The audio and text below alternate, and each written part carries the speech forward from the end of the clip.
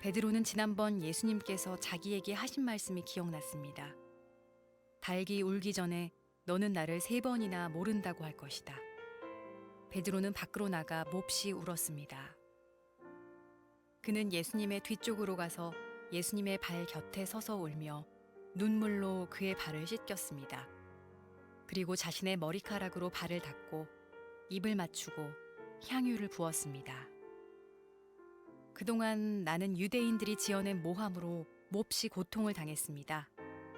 그러나 나는 언제나 겸손히, 때로는 눈물을 흘리며 주님을 섬겼습니다. 예수님과 동행하는 삶을 살아가면서 우리가 늘 체크해야 되는 것이 있는데 우리의 마음을 늘 체크해야 합니다. 예수님과 동행하는 삶이 100m 달리기를 하는 것처럼 한번 마음 확 먹고 숨 멈추고 금방 달려가면 끝나는 여정이라면 마음 관리하지 않고 그냥 해낼 수 있을 겁니다. 근데 예수님과 동행하는 삶은 마라톤 같은 여정이거든요. 그래서 힘들어도 멈추지 않고 달려야 하고, 숨이 막혀도 멈추지 않고 달려야 하고, 지루하고 내가 왜 이거 하고 있지? 라고 생각을 하는 순간에도 멈추지 않고 달려가야 되는 여정이기 때문에 사실은 예수를 향한 그 첫 마음을 놓치지 않도록 끊임없이 우리 마음을 체크해야 합니다. 우리가 신앙에서 예수님을 향해서 가져야 하는 첫 마음을 잃어버리면 몇 가지 증상이 나타나는데, 첫 번째 증상은 마음이 굳어진다, 딱딱해진다라고 하는 증상입니다. 돌밭처럼 딱딱한 돌처럼 굳은 마음이 되어버리는 거죠. 예수님 비유에 등장하는 씨 뿌리는 자의 비유에 등장하는 길가 같은 마음이 되어서 말씀의 씨앗이 떨어지지만 싹트지 못하는, 싹을 내리지 못하는 굳은 마음이 되어버리는 거예요. 마음이 굳어져서 가난한 마음이 사라져버리면 자고한 마음, 교만한 마음만 우리 안에 자라게 됩니다. 또 우리가 예수님을 향한 첫 마음을 잃어버리면 나는 눈에 보이지 않고 남만 눈에 보이게 됩니다. 여러분, 은혜가 있을 때는 어떻게 되는지 아세요? 우리 앞에 거울이 생겨요. 그러니까 나를 돌아보게 되는 거죠. 늘 거울이 있기 때문에 다른 사람 볼 시간이 없어요. 나를 돌아보고 나의 부족함이 드러나니까 우리는 늘 하나님의 새로운 은혜를 구하게 되겠죠. 근데 은혜가 사라지면, 우리 첫 마음을 놓치게 되면 현미경이 우리 앞에 나가와요. 그래서 다른 사람 이 죄를, 다른 사람의 실수를 현미경을 통해서 보는 거예요. 나의 큰 실수는 보지 못하고 다른 사람의 작은 실수를 향해서는 막 흥분하고 정죄하게 되는 거예요. 예수님께서는 그런 사람들을 향해서 뭐라고 말씀하셨냐면, 자기 눈에 있는 들보진 보지 못하고 다른 사람들의 눈에 있는 티를 보는 사람이다, 이렇게 말씀을 하셨어요. 또 은혜가 사라지면 우리 안에 어떤 증상이 생기느냐? 눈물이 말라요. 눈물이 사라져 버려요. 눈물이라는 게 산 아무것도 아니거든요. 98.5% 물이고 나머지는 단백질, 염분이고, 이 눈물이 뭐가 대수냐라고 생각할 수 있는데, 신앙생활에서는 이 눈물이 내가 주 앞에서 순전한 마음을 가지고 있는지 아닌지에 대한 척도가 되거든요. 바로메타가 된단 말이에요. 내가 내 안에 가난한 마음, 갈망하는 마음이 있는지 없는지를 살펴볼 수 있는 게 내 영혼에, 내 눈에 눈물이 있는지 없는지를 보면 알 수 있는 거예요. 눈물이 사라졌다, 가난한 마음이 사라졌다는 뜻이고, 눈물이 사라졌다라고 하는 것은 은혜를 갈구하는 마음이 사라졌다라고 하는 뜻이니까 깜짝 놀라야 되는 거죠. 오늘은 예수님과 동행하는 여정 속에서 우리가 붙들어야 되는, 우리가 배워야 되는 4가지 눈물에 대해서 좀 살펴보려고 해요. 돌아보셔야 돼요. 내 안에 이 눈물이 있는가 없는가 돌아볼 수 있는 시간이 되기를 바랍니다. 성경을 좀 몇 군데 찾아보면서 이야기를 나눌 텐데, 마태복음 26장 75절 말씀 읽어볼게요. 시작. 베드로는 지난번 예수님께서 자기에게 하신 말씀이 생각났습니다. 닭이 울기 전에 너는 나를 3번이나 모른다고 할 것이다. 베드로는 밖에 나가 몹시 울었습니다. 예수님께서 자기가 잡힐 것을 예고하시고 제자들이 예수님을 버릴 것이다 라고 말씀을 하셨습니다. 베드로가 그런 예수님에게 뭐라고 말씀을 하냐면, 이 사람들은 다 주님을 버릴지언정 나는 절대로 주님을 버리지 않을 것입니다, 얘기합니다. 너무 자신만만하게 얘기했습니다. 그게 문제입니다. 베드로의 영적인 문제가 무엇이냐? 자기는 다른 사람들보다 우월하다라고 생각하는 교만한 마음이 있는 것이고, 이 사람들의 헌신과 이 사람들의 충성은 변할 수 있죠. 그러나 나는 아닙니다. 자기는 다른 사람과 다르다라고 자고한 마음이 있었던 게 그의 문제였습니다. 그렇게 큰 소리를 치는 베드로에게 예수님께서 뭐라고 말씀하시냐면, 오늘 밤 닭이 울기 전에 너는 나를 세 번이나 부인하게 될 것이다. 시간이 얼마 남지 않았어요. 닭이 울 때까지 얼마 안 남았거든요. 그러게 네가 큰 소리를 빵빵 치고 있지만 오늘 밤 닭이 울기 전에 너는 나를 3번 부인하게 될 것이다. 그때 베드로는 또 어떤 공수표를 놨냐면, 내가 주님과 함께 죽을지언정 주님을 부인하지는 않을 것입니다. 이렇게 얘기를 합니다. 그리고 예수님께서 잡히시죠. 그리고 예수님께서 오밤중에 재판을 받으십니다. 먼 발치에서 예수님을 따라가고 있던 베드로가 칼과 창을 든 군사 앞에서 예수님을 부인하는 게 아니라, 추워서 불을 쬐고 있는 중에 계집 여종이 예수님의 사람이죠? 라고 물어볼 때 나는 아니다, 예수님의 이름을 부인하기 시작합니다.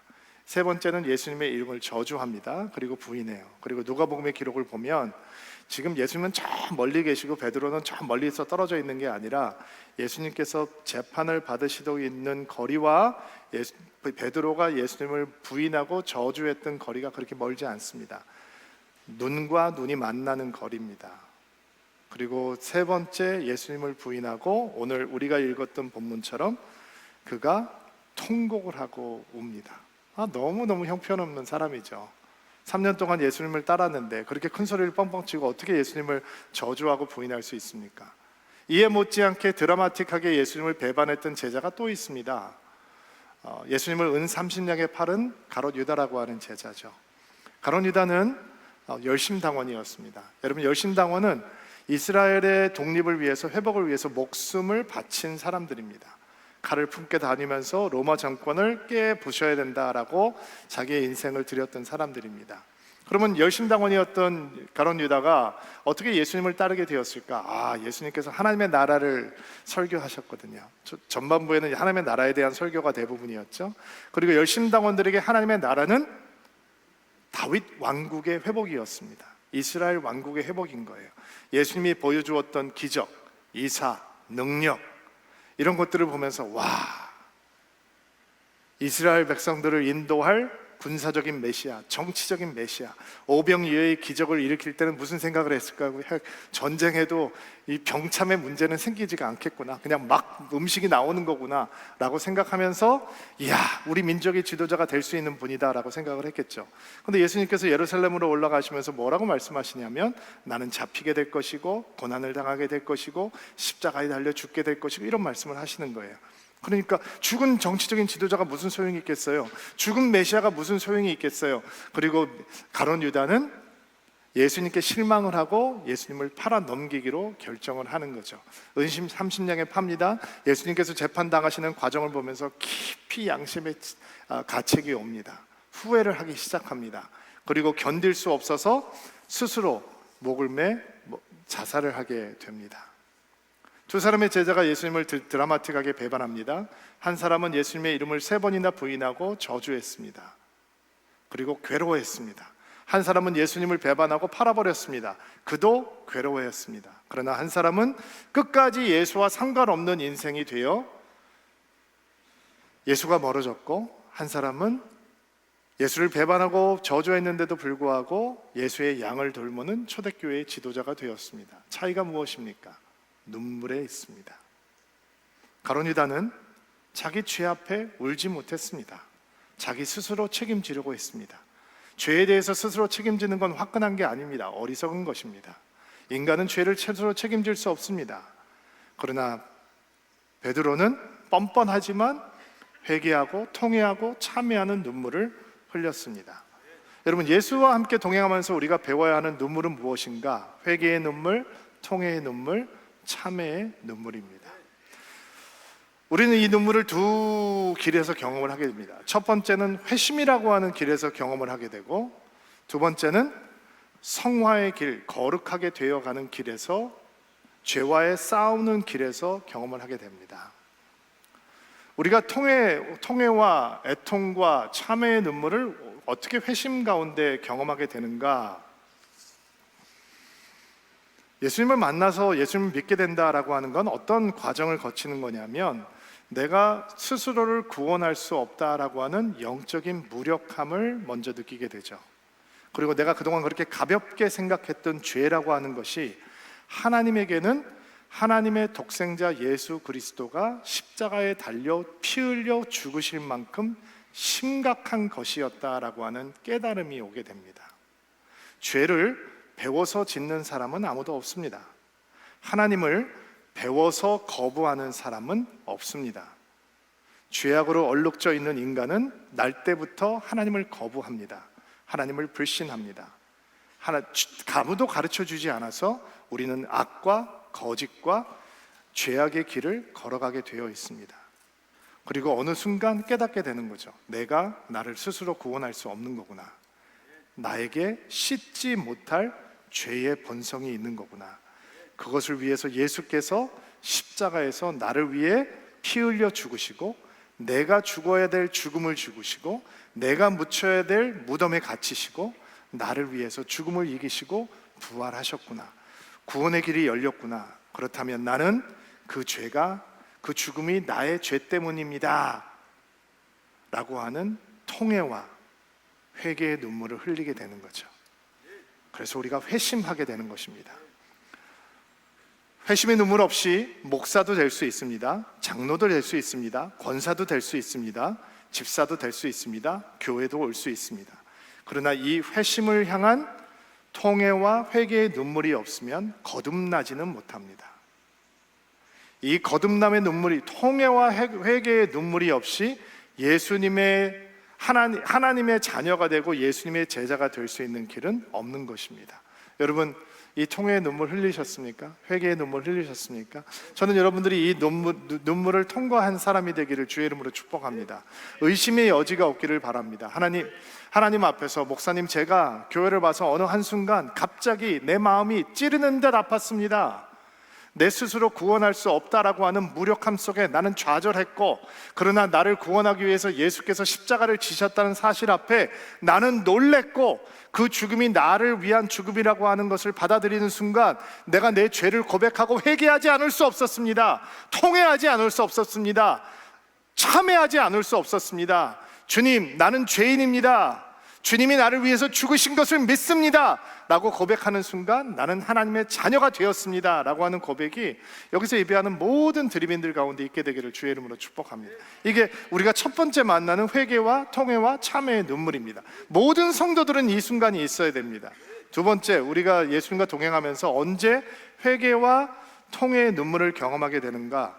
죄와 맞서 싸우는 성화의 길에, 거룩해지는 길에서 만나게 됩니다. 베드로가 절대로 주님 배반하지 않습니다.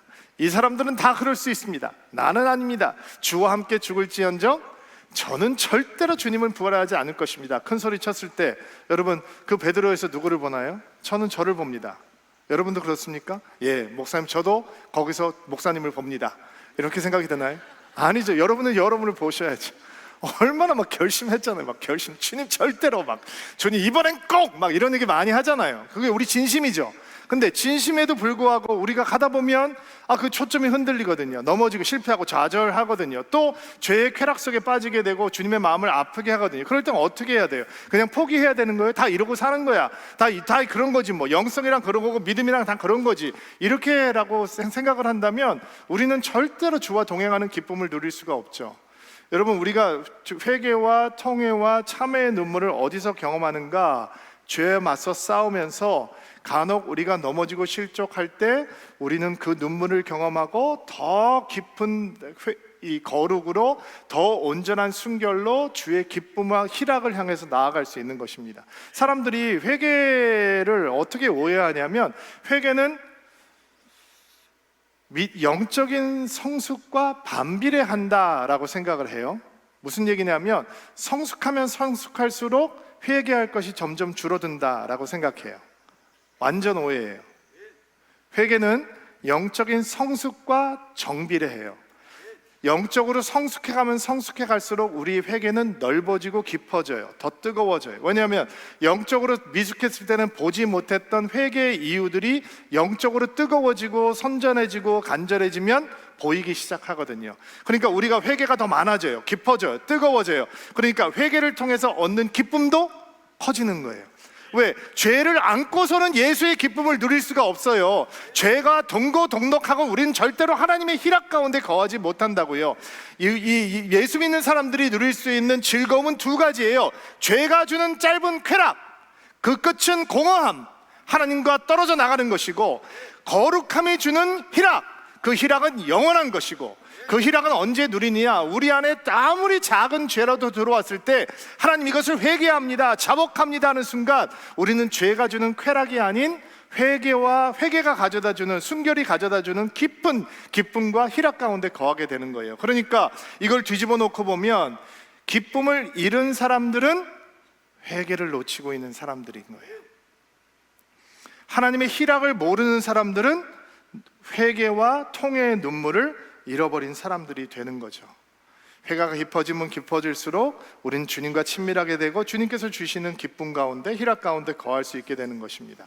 그러니까 우리가 예수님과 동행하면서 이 동행의 여정이 거룩해가는 여정이고 예수를 닮아가는 여정이고 성화의 여정이니까 그 가운데 우리가 붙들어야 되는 눈물은 회개와 통회와 참회의 눈물이다라는 것입니다. 그것을 통해서 우리는 큰 기쁨과 희락으로 나아갈 수 있는 거죠. 두 번째, 우리가 배워야 되는 눈물, 누가복음 7장 38절 말씀입니다. 같이 한 목소리를 읽을게요. 그는 예수님의 뒤쪽으로 가서 예수님의 발 곁에 서서 울며 눈물로 입을 맞추고 향유를 부었습니다. 예수님을 위해서 예수님 발에 향유를 부어드리고 눈물을 흘리면서 자신의 머리털로 예수님의 발을 닦아주었던 한 여인의 이야기입니다. 너무 잘 알고 있는 성경 사건이죠. 누가복음 7장은 이 여인을 죄인이다라고 얘기를 하고, 당시에 그 표현은 몸을 파는 여인들을 지칭하는 단어이기도 했습니다.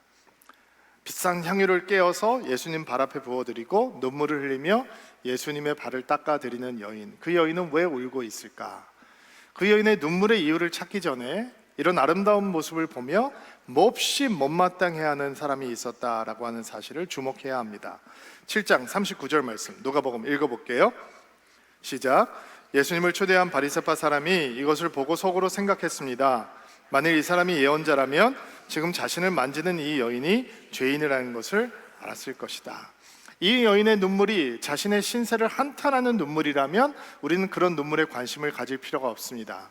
이 여인의 눈물이 자신을 차별하는 사람들을 향해 분노하고 원망하는 눈물이라면 우리는 이런 눈물 배우지 않아도 됩니다. 그런데 이 여인의 눈물이 다르거든요. 근데 이렇게 울고 있는 여인을 향해서, 이렇게 아름답게 주님 앞에 자신을 드리고 있는 여인을 향해서 이 바리새파 사람 시몬은 왜 이렇게 분노하고 있는가? 왜냐하면 그의 눈에는 부정한 여인, 더러운 여인, 상종마탈 죄인만 보이고 있기 때문이에요. 예수님은 아닙니다.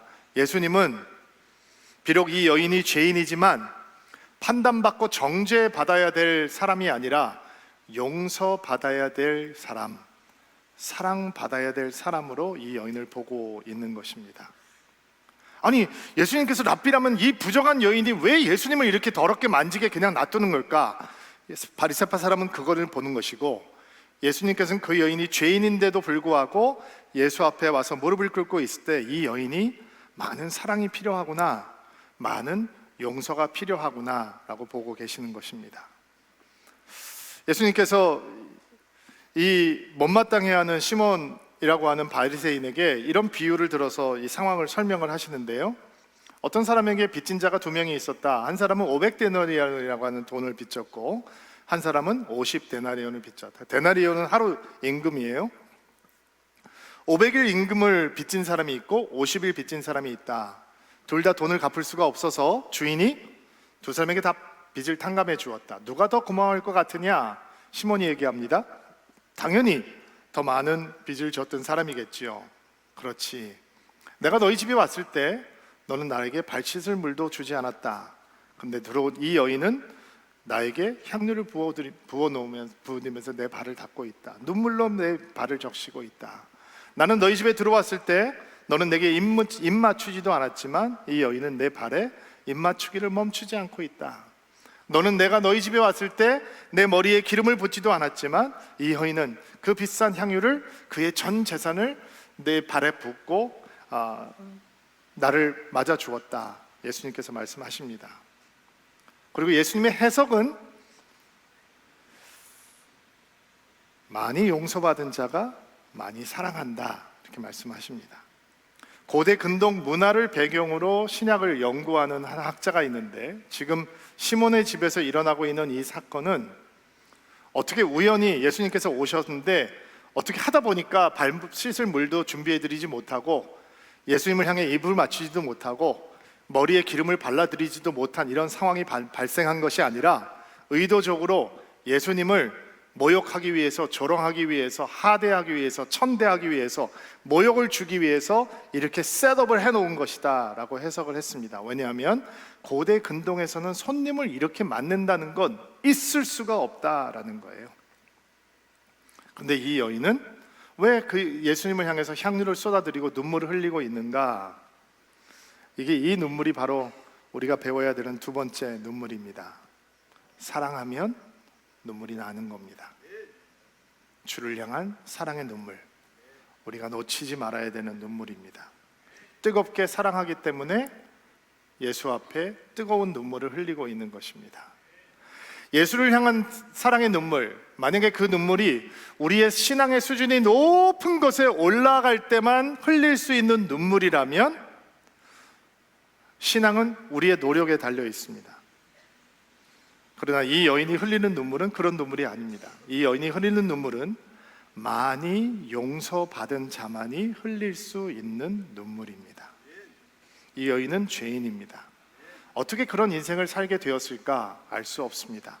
기구한 스토리가 있겠죠. 당시에 문화를 연구하는 학자들은 몸을 파는 여인들은 목에 향유를 메고 다녔다고 합니다. 그리고 남자를 유혹하는 도구로 삼았을 것입니다. 그런데 이 여인은 그 향유 옥합을 깨어버립니다. 왜요? 더 이상 필요 없게 된 겁니다. 예수를 만나는 순간 더 이상 필요 없는 거예요. 그리고 깨어드리고 그녀는 옵니다. 많이 용서받은 자가 더 뜨겁게 사랑하는 겁니다. 예수를 믿으면서 주님을 향한 사랑이 메마를 순간들을 간혹 만날 수 있습니다. 그럴 수 있습니다. 깜짝 놀라야 됩니다. 예수라고 하는 이름을 부를 때 우리의 삶이 사랑으로 가득 차지 않는다면 놀라야 합니다. 예수의 이름을 끊임없이 부르는데 우리의 눈에 눈물이 흐르지 않는다면 여러분, 우리는 우리의 가슴을 치며 첫 번째 눈물로 돌아가야 합니다. 회개의 눈물, 통회의 눈물, 참회의 눈물. 주님, 내가 어떻게 주님의 이름을 부르는데 내 마음이 감동하지 않고 내 영혼에, 내 내면에 주를 향한 눈물이 쌓이지 않을 수 있겠습니까? 주님, 내 묵은 땅을 기경하기 원합니다. 내 마음이 완전히 말씀으로 기경돼서 예수의 이름을 부르면 내 마음이 살처럼 부드러운 마음이 되기를 원하고 내 영혼 가운데 주를 향한 사랑의 눈물이 차오르기를 원합니다. 이것이 우리가 회복해야 되는 눈물인 것입니다. 여러분, 축복합니다. 어떤 상황에도, 어떤 순간에도, 어떤 여러분의 신앙의 여정 가운데서도 주를 향한 사랑의 눈물은 흔들리지 않고 놓치지 않는 인생 되기를 주의 이름으로 축복합니다. 세 번째, 예수와 동행하면서 반드시 배워야 되는 눈물, 사도행전 20장 19절 말씀입니다. 한번 읽어주세요. 시작. 그동안 나는 유대인들이 지어낸 모함으로 몹시 고통을 당했습니다. 그러나 나는 언제나 겸손히 때로는 눈물을 흘리며 주님을 섬겼습니다. 사도 바울이 선교여행을 마무리하고 예루살렘으로 돌아가기 전에 회고적으로 했던 고백입니다. 참 고생 많이 하면서 선교여행을 떠났죠. 그리고 선교 사역을 했습니다. 그가 주님을 섬기면서 많은 눈물을 흘렸다라고 고백을 합니다. 우리가 배워야 되는 세 번째 눈물입니다. 주를 섬기는 헌신의 눈물, 교회를 사랑하는 헌신의 눈물, 성도들을 세우는 헌신의 눈물. 이것이 우리가 예수와 동행하는 여정에서 배워야 하는 눈물입니다. 헌신자만이 흘릴 수 있는 눈물이 있습니다. 여러분, 구경꾼은 흘리지 못하는 눈물이 있습니다. 아웃사이더들은 흘리지 못하는 눈물이 있습니다. 헌신의 눈물은 수고의 눈물이고 희생과 포기의 눈물이고 인내와 감내의 눈물이고 은혜를 소망하는 기대의 눈물이고 자기를 아끼지 않는 자만이 흘릴 수 있는 눈물입니다.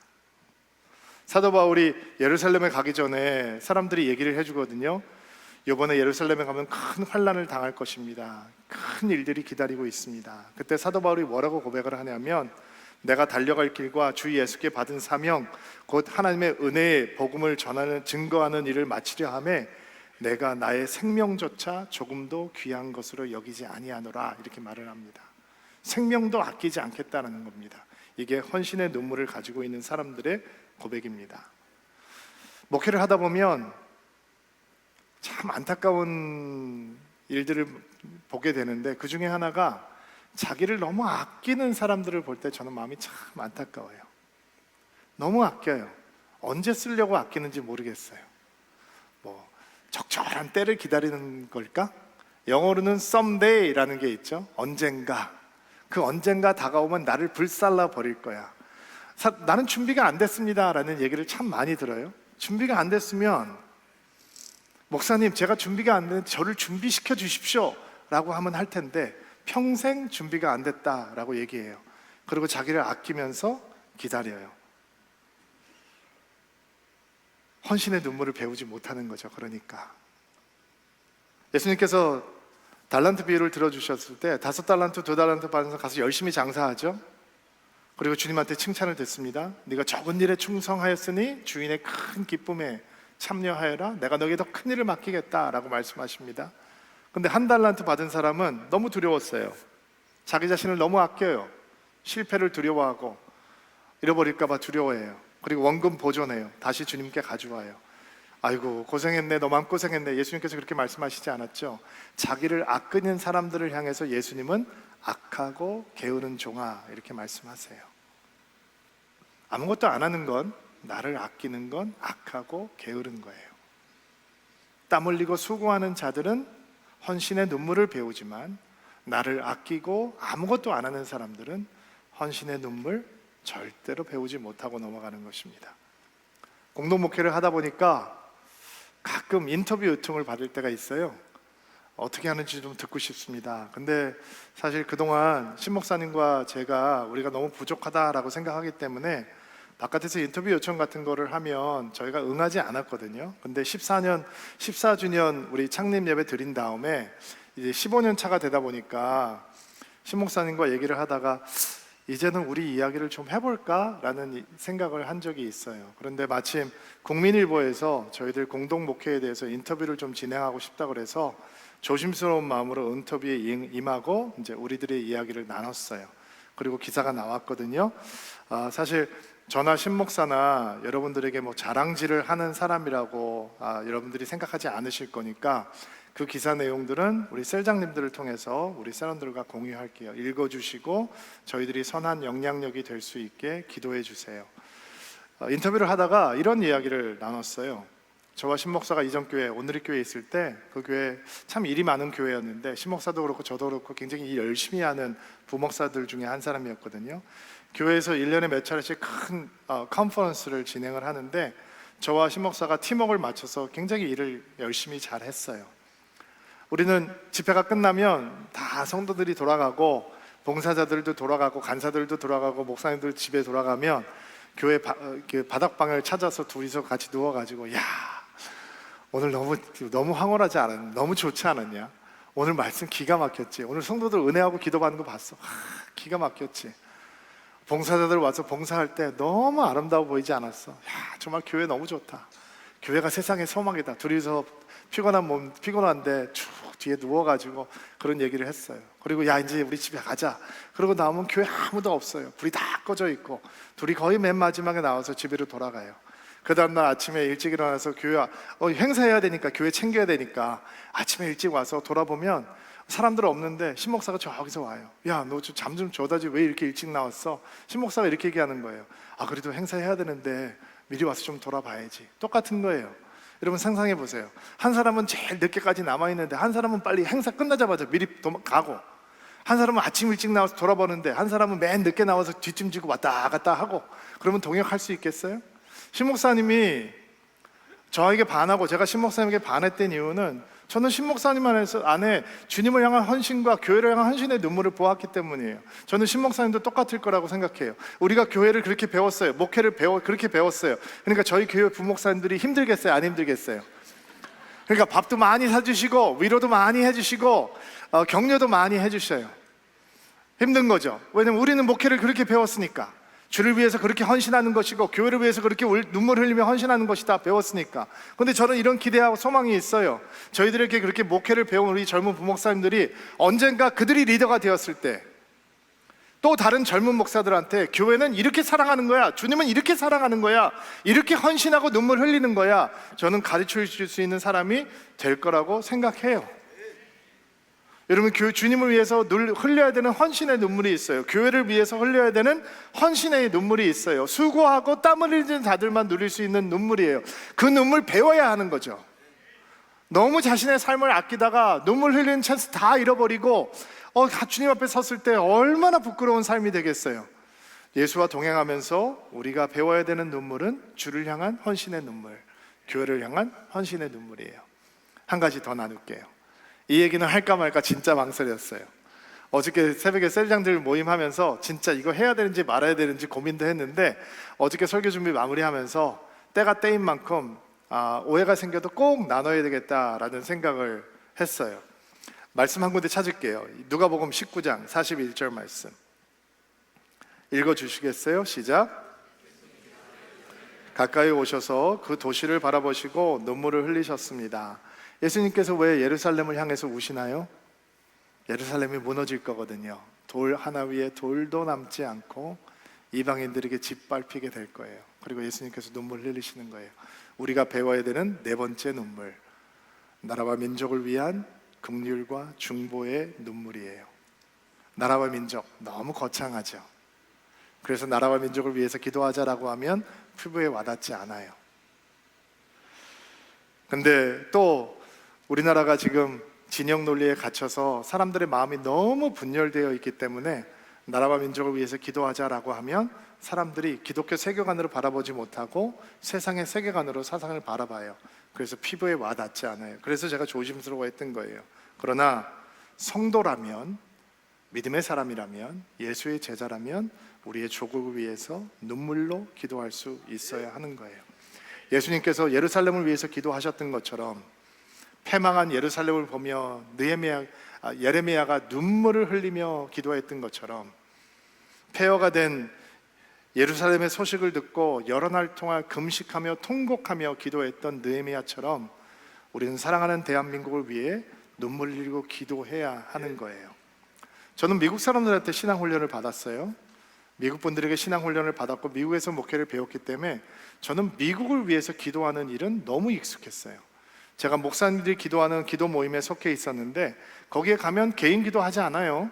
가족들 위해서 기도하는 게 아니에요. 목사들끼리 모여서 나라와 민족을 위해서 기도해요. 근데 그 기도가 너무 뜨겁고 진지하더라고요. 저는 나라를 위한 기도를 그렇게 배웠어요.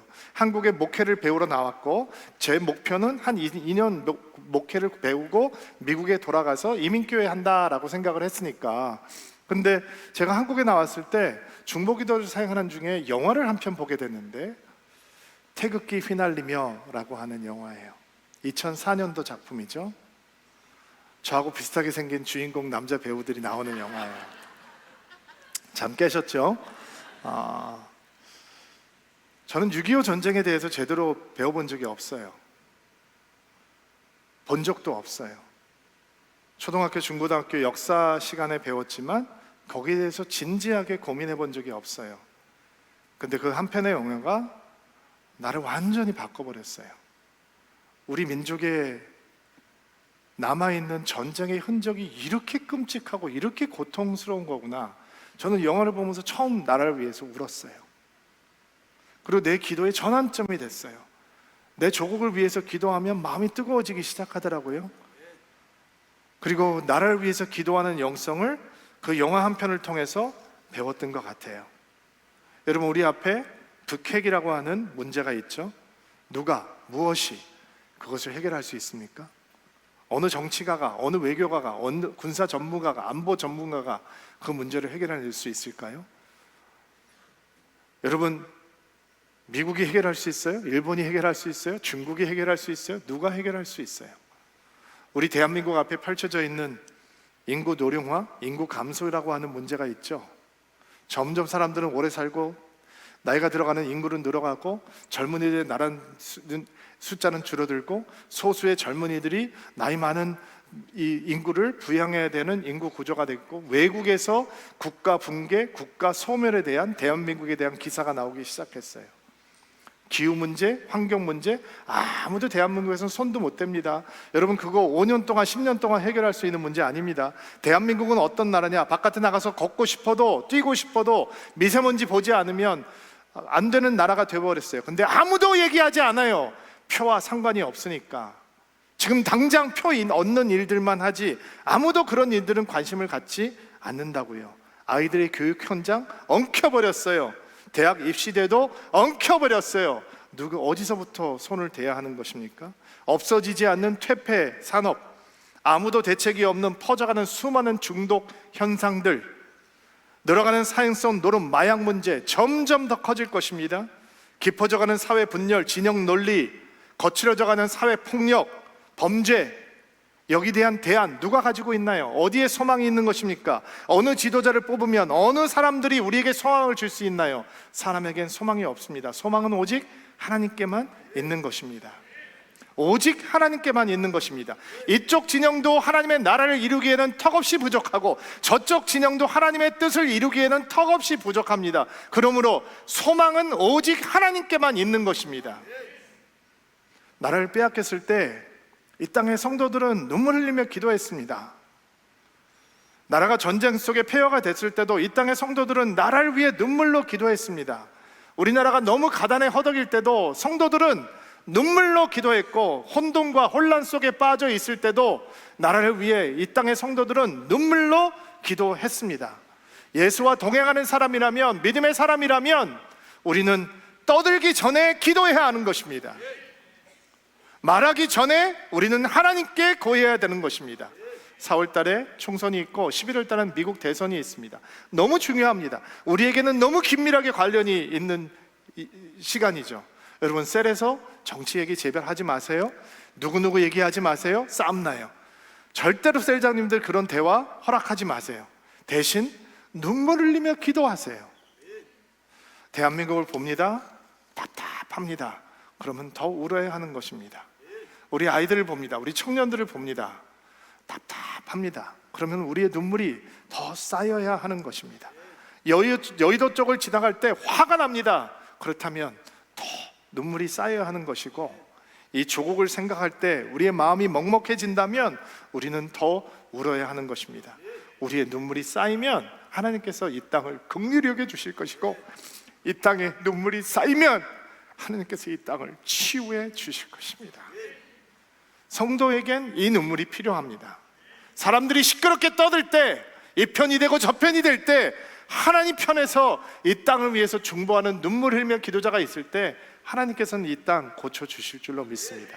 네 번째, 우리가 붙들어야 되는 눈물입니다. 이 눈물이 우리의 마음을 채우는 복된 주일 되기를 주의 이름으로 축복합니다. 오랫동안 앉아 계셨는데 다 일어나시겠어요? 자, 가슴에 손을 얹고 안수하시고요. 여러분을 위해서 축복하고 기도하겠습니다. 하나님, 오늘도 두렵고 떨리는 마음으로 말씀을 받습니다. 우리의 마음을 돌아보기를 원합니다. 내 마음이 굳어져 있지는 않은지 돌아봅니다. 돌처럼 굳은 마음을 제하여 주시고 살처럼 부드러운 마음을 넣어 주옵소서. 내가 나를 살펴보지 못하고 남만 바라보고 있는지 아는지 돌아보게 됩니다. 우리 앞에 거울을 놓고 늘 우리 자신을 성찰하는 믿음의 사람 되게 하옵소서. 눈물이 많았는지 하나님 돌아보게 됩니다. 눈물이 마르지 않는 인생 될 수 있도록 도와주옵소서. 우리 안에 회개와 애통의 눈물이 마르지 않게 하옵소서. 조그마한 죄라도 주 앞에 회개하고 통회하고 자복함으로 회개의 눈물을 가지고 있는 자만이 누릴 수 있는 놀라운 기쁨과 희락의 선물을 누리게 하옵소서. 존귀하신 하나님, 주를 향한 사랑의 눈물이 마르지 않게 되기를 바랍니다.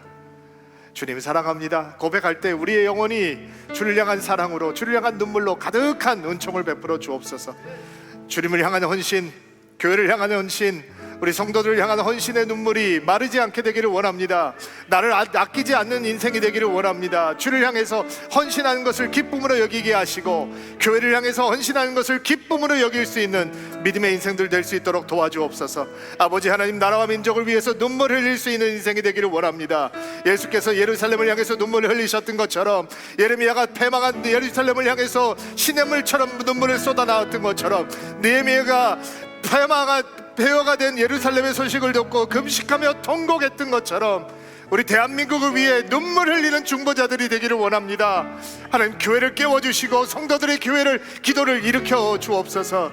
하나님께서 이 눈물을 가진 믿음의 백성 될 수 있도록 하나님께서 축복하여 주시옵소서. 예수님의 이름으로 기도하옵나이다. 아멘.